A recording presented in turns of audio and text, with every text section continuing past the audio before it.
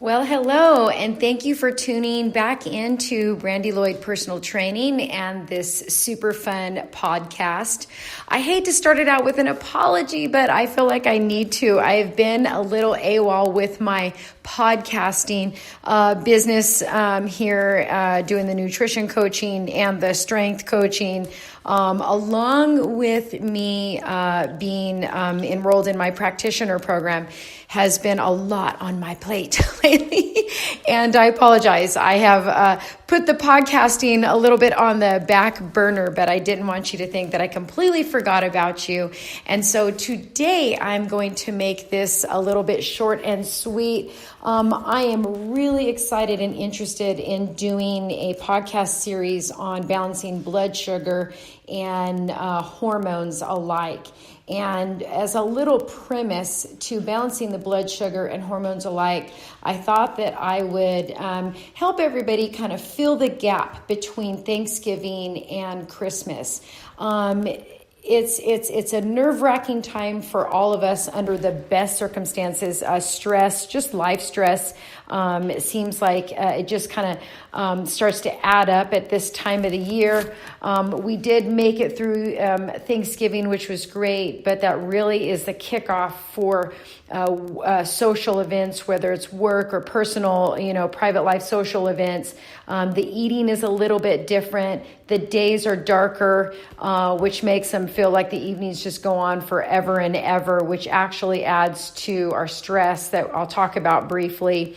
And it typically, it just kind of, people get the colds and flus. And I got to tell you, there aren't any more colds and flus and viruses out now that has been for the rest of the year.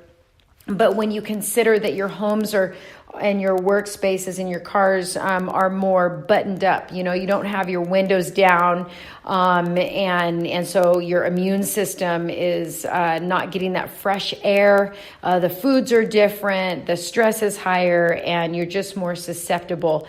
During this window right now, I see a lot of people around Christmas time start to get sick, and then who wants to start out the new year, with the flu? So what I'm going to talk about right now is a little bit about how to survive this holiday gap period. And so let's just start right out. I want you to focus on the next 21 days and really clean up your diet and your lifestyle in general, and really making it an intentional time. So the first thing you're going to want to do is you're going to make sure that you have time in your schedule to plan your meals and do your shopping.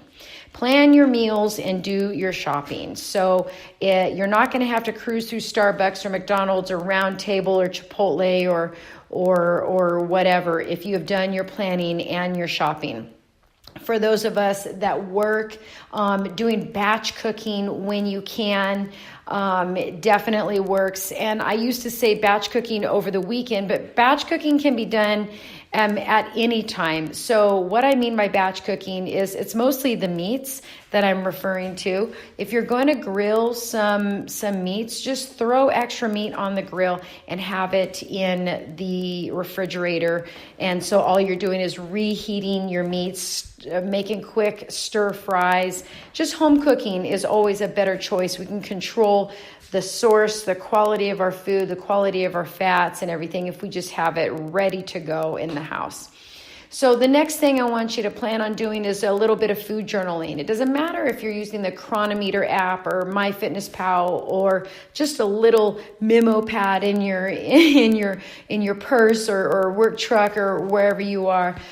Being intentional and really knowing what you're eating. So you're prepared now, you've planned, you've shopped, you've pre-cooked meats so that you can grab things easily. And now you are journaling it out. You're actually thinking about what you're eating. I mentioned stress and I mentioned long evenings. Where I live, gosh, sunset seems like it's 4:45. It's dark outside.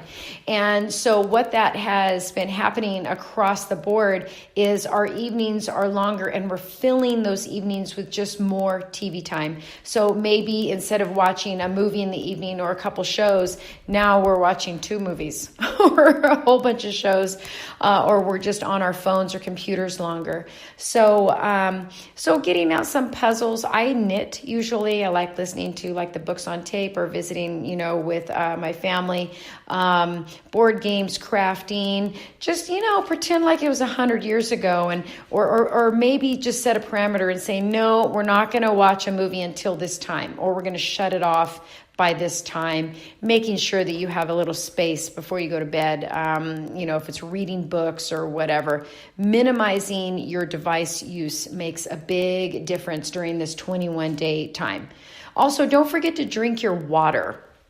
When it gets colder, it is more difficult for me to get my clients to drink water. So remembering, just rule of thumb, the amount of water that a human is going to need. It's your most important nutrient, by the way, or the vitamins and minerals in your water, is taking your body weight and referring to that as maybe ounces, and drinking half your body weight in ounces. So if you weigh 120 pounds, 60 ounces of water a day would be a good amount of water to shoot for. And also eating clean. So eating clean is going to help reduce inflammation, which is going to boost your immune system. It's not going to have to be fighting all these different fronts, and that's going to help you to avoid your sickness during this usually joyful but stressful and busy holiday season. And so eating clean, that just means staying away from processed foods, right? Now, if you really want to get serious, like what my clients, are participating in is when you're looking at your clean eating, making sure that you're getting enough protein throughout the day, preferably 2 to 6 ounces, per meal. I talk a lot about quality sourcing. If you can afford it and if it's available to you. If it's beef, you're doing the pasture-raised, grass-fed only, no grain beef. Crappy soil, crappy food, crappy animals, and then we're eating those. So stick to quality sourcing. Healthy fats are a part of clean eating. I eat a very high fat diet. It keeps me satiated. Quality fats, your coconut oils, your butter and your ghee from pasture raised, grass fed cows. Your lards, the avocado oil. These are the healthy fats, nuts and seeds that I'm talking about. Extra virgin olive oil, cold pressed. Staying away from processed oils, seed oils like canola, soybean, corn, safflower. Stay away from all of those hydrogenated fats, trans fats, margarines, all of that stuff. Quality fats are a healthy, awesome source of long-burning energy, right? It's good for brain fuel, and it also helps your body tamp down any inflammation. And when we are stressed, when our stress hormones are coursing, then we are more vulnerable to attacks on our immune system and getting sick during the holidays. So consuming your proper amounts of proteins, getting in your healthy fats, and really eat your vegetables. Really the dark leafy greens are great, but also doing your best to have a little bit of rainbow action or variety on your plates, and don't overdo it with the sweet potatoes, even though they're very healthful, or the beets or the carrots right now. Really kind of cutting down your glycemic or your sugar load is going to make a difference when you're talking about that body inflammation. And then right now, eating more seasonally is what is taught to my clients. And right now we don't have a lot of fruit, right? And so going with more of that natural or old school, primal, whatever you want to call it, way of eating is not a lot of fruits right now. Maybe one serving a day, maybe choosing something like berries or something with low sugar like green apples. Apples are readily available right now. And, if your body is happy about eating some nuts and seeds, then great. Make sure that they're raw. They're not coated in like the Blue Diamond hydrogenated oil, Chipotle almonds or whatever. And I'm not gonna lie, those taste great. Those are some of my husband's favorites, but he has cut down on eating those, and I have promised to find him some alternatives, healthy ways to do it, or maybe roasting some ourselves. And you're going to find a lot of nuts and seeds around the holiday, but most of them are going to be candy coated or covered. So be on the lookout for that. And this is a great time of year to just say, between these next 21 days, you're just going to ditch all grains. Just ditch the grains, the refined flours. Yes, I'm even saying rice. I'm even saying the brown rice pasta or gluten-free pasta. Just ditch them for the next 21 days. Grains are very high in inflammatory properties. So if we're already going to be exposing ourselves to higher levels of stress, if we're already going to be potentially increasing, alcohol or, other sweets and do it on just this one time, but it actually is 3-4 times a day level, then by ditching those grains, you're really going to be able to make a difference. I would rather you didn't do the increased alcohol, and that you didn't do some of the little treats and stuff that you see around the office or the school for your kids. I'd rather you would take this 21 days and kind of fast out, leave out, step away from certain things for a short period of time, not forever. And then maybe, the dairy, let's just avoid most of the dairy products and cheeses for the next 21 days. Of course, if you want to do some grass-fed butter, a healthy fat or ghee, and being mindful to not, overcook. Remember that smoke point. We don't want to burn the butters. And for the next 21 days, heck, let's just forego sweeteners in general.